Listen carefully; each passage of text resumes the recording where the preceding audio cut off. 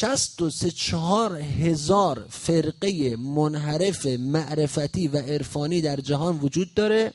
خب که از این 64 هزار 100%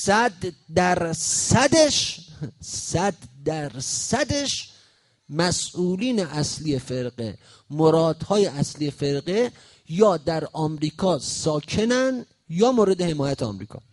100%. یعنی شما حتی در هند که مثلا خدای فرقه سازیه، یه دونه فرقه پیدا نمی‌کنه که مسئولش یا در آمریکا ساکن نباشه یا مورد حمایت مالی و اعتباری آمریکا. چون یکی از پروژه های آمریکا این است که برای جهانی سازی ما باید قداست دینی و این نگاه مردم رو به دین الهی برداریم.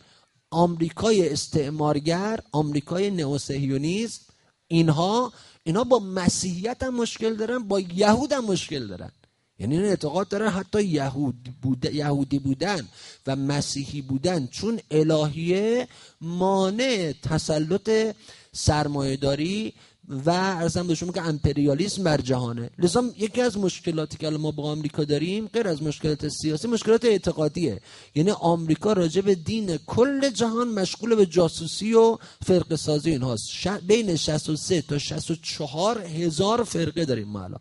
فقط تو معرفت ها گفتم یادتون نره، دین رو رد کردیم، معنویت رو رد کردیم، رسیدیم به عرفان و معرفت. اینجا این اتفاق میفته.